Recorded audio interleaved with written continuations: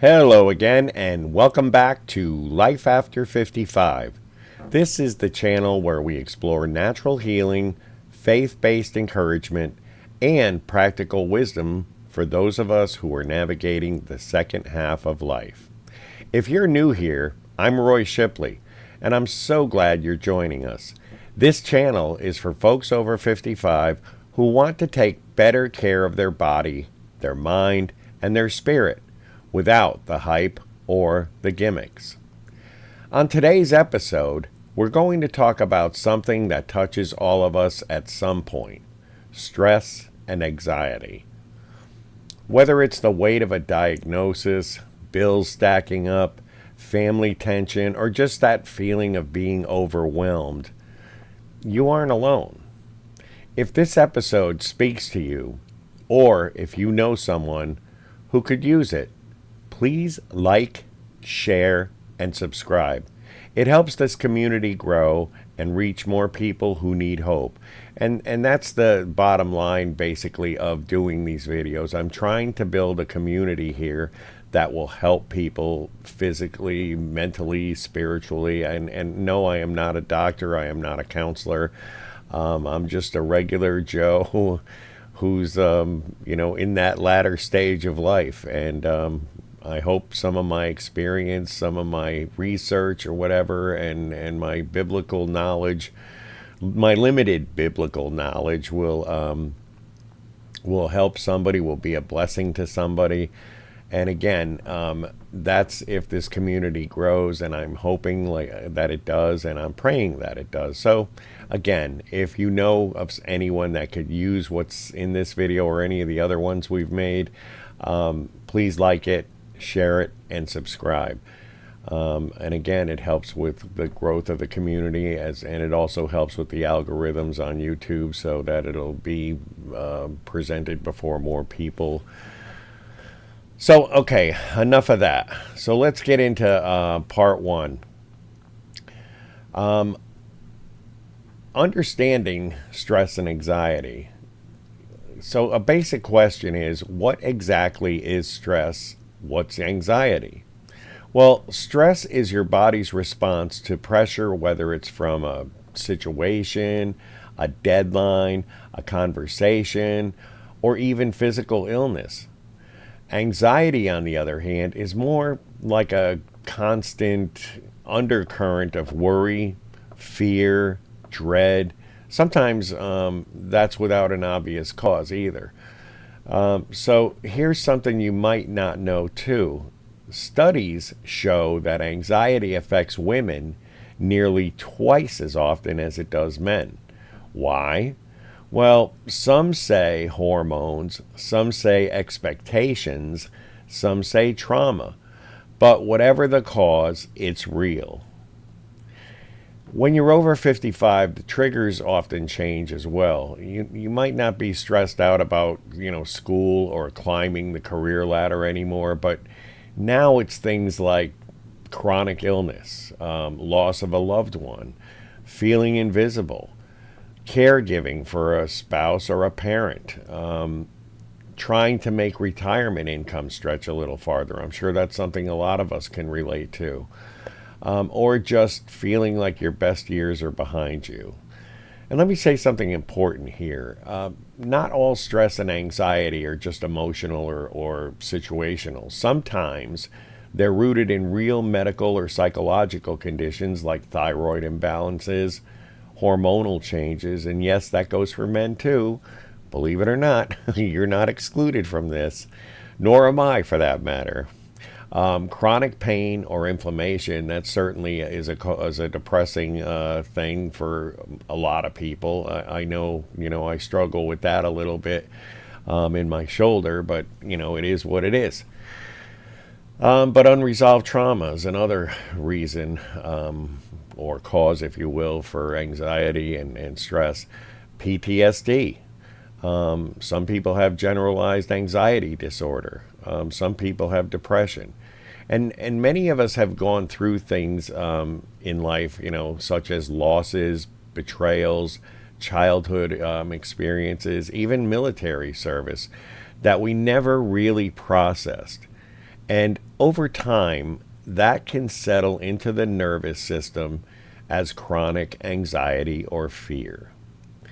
And again, I am not a doctor, I am not a psychologist or a psychiatrist or anything like that. This is all, what I'm sharing with you is all things that I've read, research I've done on all these things, and this is what I have gotten out of it. And I'm sharing this with you in the hopes that it'll help you. Anyways, if that's the case for you, I want to say this clearly. There is no shame in seeking help, whether that's a doctor, a counselor, or even a support group.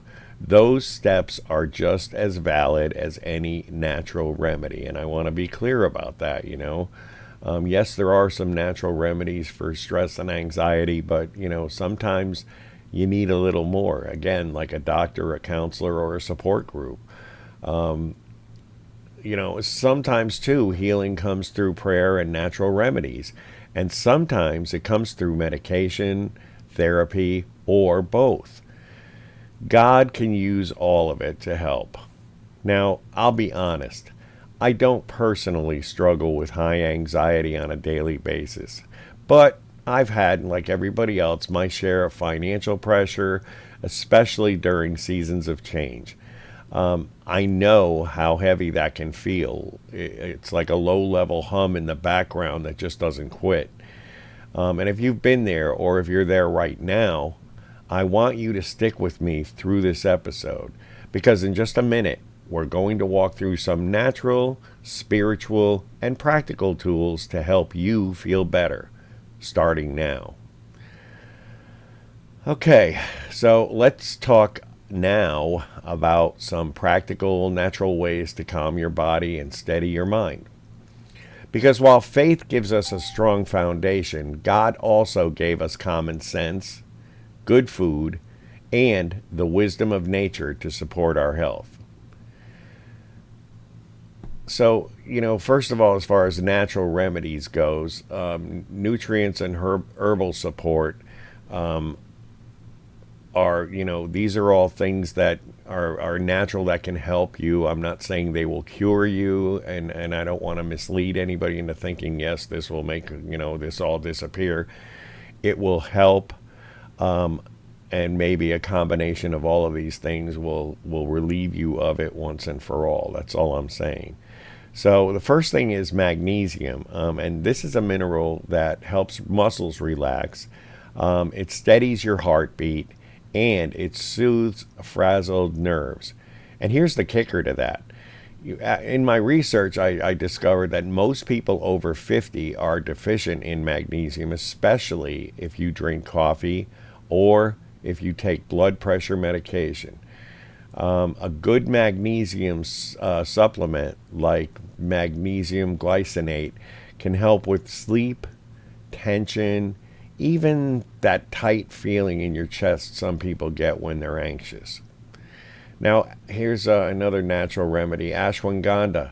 This one's an herb used in Ayurvedic medicine, and it's called an adaptogen.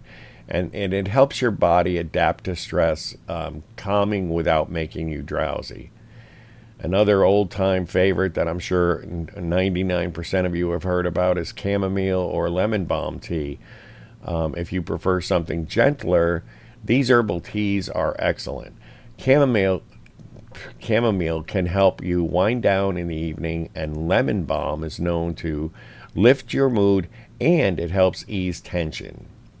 Now, one of the precautionary things here is you need to watch your caffeine and sugar if you have high stress and anxiety. I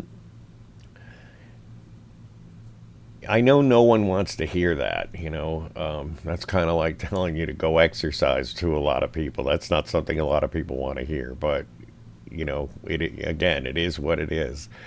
But, both of those things, caffeine and sugar, can jack up your anxiety levels, especially if you drink it in the afternoon or evening or intake sugar in high amounts or whatever, even moderate amounts. So, my suggestion is to try switching from coffee to an herbal tea after lunch. Just that one change alone might help you sleep better and stay calmer. The other thing that would help is breathing and just moving around. And it's something powerful. Your breath is a remote control for your nervous system. Okay? When we're anxious, we breathe shallow and fast. It tells your it tells your brain cells something's wrong. But when we slow the breath down, the brain gets the message that we're safe. So, if you want, let's try this together. You inhale slowly for 4 seconds, okay?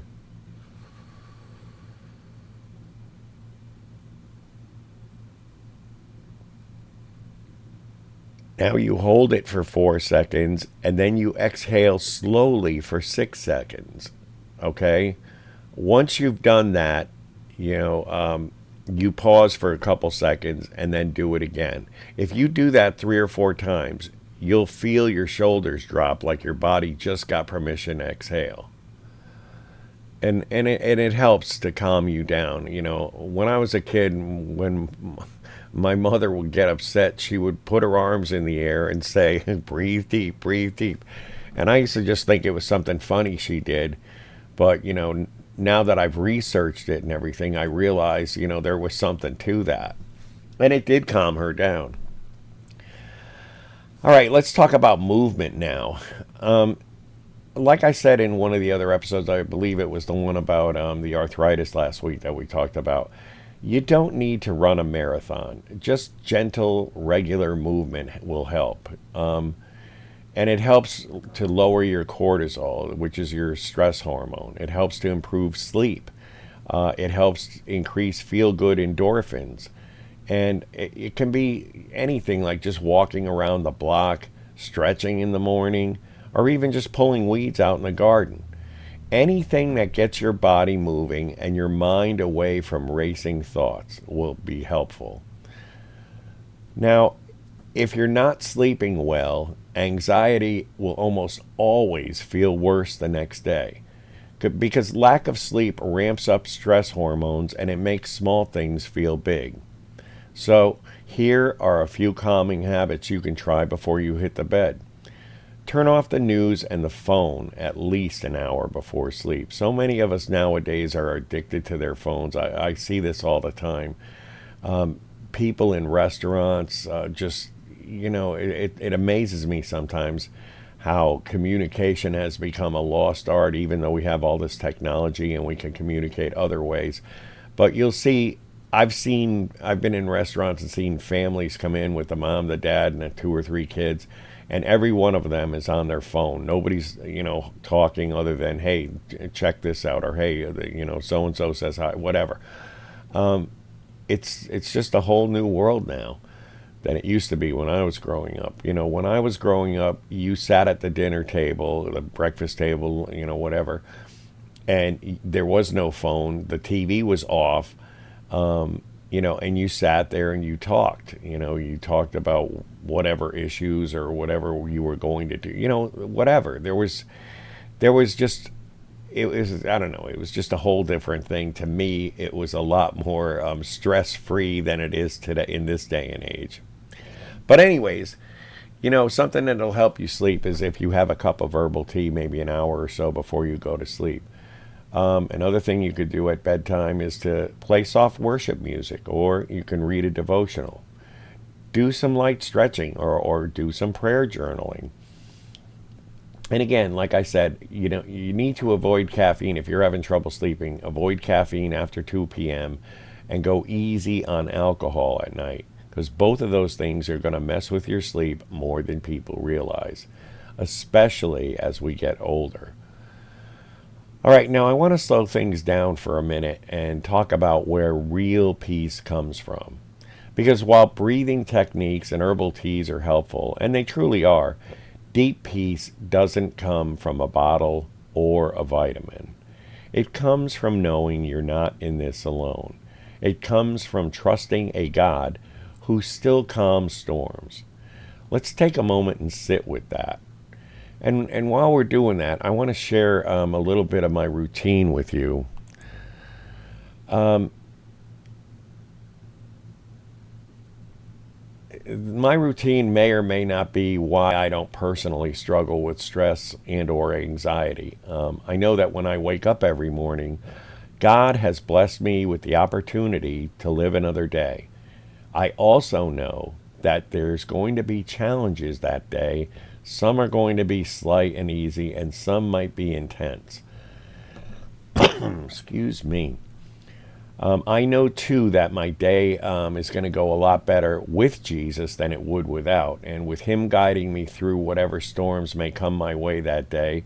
And I ask Jesus to help me to have faith in Him and trust that He will guide me through whatever problems might arise today in this day. I have a print of a painting that you're seeing on your screen behind me right now, or next to me right now. And I've got that hanging right next to my front door. That painting is by Warner Sallman, and it depicts a young man steering a boat through a terrible storm. But Jesus is right behind him in the boat, one hand on the young man's shoulder and the other pointing the way.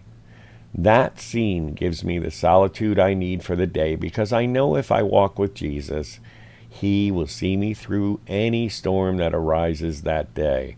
And, I've had that picture since I was a little boy, different variations of it. I mean, some have gotten lost in moves and things, or the picture itself has gotten lost, but I've always replaced it. And like I said, I have that hanging right by my front door, which I can see right now. And looking at that every day and just, it just makes me think, if I walk with Jesus, things can't go wrong, with Jesus on your side. I mean, this is again a man who, a God who defeated death. This is a guy that calmed storms on the sea. This is a guy that walked on water. So if He's with me, I don't really have anything to be stressed about, at least in my mind. That's how I see it. All right, and to kind of expound on that a little bit, Philippians 4, verse 6 and 7 says, "Be anxious for nothing, but in everything, by prayer and supplication with thanksgiving, let your requests be made known to God. And the peace of God, which surpasses all understanding, will guard your hearts and minds through Jesus Christ." And then there's Psalm 46:10. This is a verse that's carried me through many uncertain moments. And it basically just says, "Be still and know that I am God." Not fix it, not figure it all out. Just be still. Just know. That God is with you and He's going to help you through whatever. And all of that, with the picture and what I've just said, reminds me of one of my favorite stories in all of Scripture. And that's in Mark. It's in Mark 4, when Jesus and the disciples are crossing the Sea of Galilee. It starts in, I'm looking at my Bible now, but it starts it's Mark chapter 4, verse 35 is where it starts. And I just want to read this to you real quick. It's about 6-7 verses. It goes from the 35th verse to the 41st verse, okay? So it's 6 verses. And it says, "And the same day when the even was come, He said unto them, Let us pass over unto the other side." Now you have to remember they were at the Sea of Galilee. Okay? "And when they had sent away the multitude, they took Him even as He was in the ship, and there were also with Him other little ships." So there was a bunch of little boats apparently that were going to cross the Sea of Galilee together. "And there arose a great storm of wind, and the waves beat into the ship so that it was now full." In other words, the boat they were in was taking on water. "And He was in the hinder part of the ship, asleep on a pillow, and they awake Him, and say unto Him, Master, carest thou not that we perish? Now, these are his disciples who had been with him, who had already witnessed him doing miracles, healing the sick, giving sight to the blind, raising people from the dead, or Lazarus in particular from the dead. They really shouldn't have had any reason to fear, but humans being humans, when the storm, and I was in the Navy, so I know what it's like in a storm at sea. It's not fun, and it can be terrifying, for some people. And those of you who are boaters or whatever, know that too. The water whips up and everything. The waves are crazy. It does get kind of terrifying, I guess. But anyways, let me continue. So they said, Master, carest thou not that we perish? And he arose, and he rebuked the wind, and said unto the sea, Peace, be still. And the wind ceased, and there was a great calm. I mean, this storm was a terrible storm. The boat was taking on water, and as soon as he said, Peace, be still, everything just went away. It just immediately calmed down. And he said unto them, Why are ye so fearful? How is it that you have no faith? And they feared exceedingly, and said one to another, What manner of man is this, that even the wind and the sea obey him? So, again, a storm comes out of nowhere. The wind is fierce. The waves are crashing over the boat. And these seasoned fishermen, that's another thing. The disciples, most of them were seasoned fishermen. They were terrified. They'd seen storms before, They'd been through storms before. And meanwhile, Jesus is sleeping in the back of the boat. They wake him up, panicked, shouting, Don't you care, we're going to die? And like the verse we just read says, he arose and rebuked the wind and said unto the sea, Peace, be still. And the wind ceased, and there was a great calm. And that was like instant. And even today, even in your storm, he still says, Peace, be still. And the winds and the waves still obey him. Now, if you're still here with me, I want to thank you. And I hope something in today's episode reminded you that you're not alone and that healing is possible. You're not broken. You're not weak. You're a human being trying to walk through life with grace and strength. And sometimes that takes help. Sometimes from a supplement or a stretch. Sometimes from a scripture or a prayer. And sometimes from a doctor, a friend, or a counselor. Whatever path you're on, I want you to know God does see you. He loves you, and he hasn't let go of you.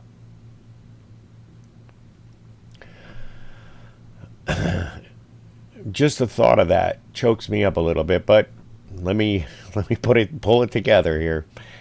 But anyways, before we close, I'd love to hear from you in the comments and things like what helps you manage your stress or anxiety. Do you have a go-to verse, a routine, or a remedy that brings you peace? If you do, drop it below so others in the community can be encouraged too. You never know who you might help just by sharing. And again, if you have a prayer request, leave it in the comments or email me directly. I do read them and I do pray for each and every one. And if this video spoke to you, would you do me a favor? Like the video, subscribe to this channel, and share it with someone who might be struggling right this minute. Let's build a community of calm, one heart at a time. And before I go, let me give you a quick peek at next week's episode. It's called Can't Sleep? Fixing Sleep Problems After 55. We're going to dive... Sorry, I should have changed that a minute ago. But anyways, we're going to dive into the reasons behind insomnia and restless nights and talk about some natural ways and spiritual ones to finally get the rest your body and your mind need. You're not going to want to miss it. So Tune in next week. Again, I try to drop a video at least once a week, every Wednesday or Thursday. Now, once again, I know I promised in the last episode that I would have this one out by Thursday, come heck or high water. Today is Saturday, so I did not live up to that. And although I am at least only a couple days late as opposed to the last one, which was about a week late. So I am going to try to get the next one done by Wednesday or Thursday. So stay tuned for that. And again, if you subscribe and hit the bell for the notifications, you'll know when the video drops. And you can be one of the first to watch it and share it.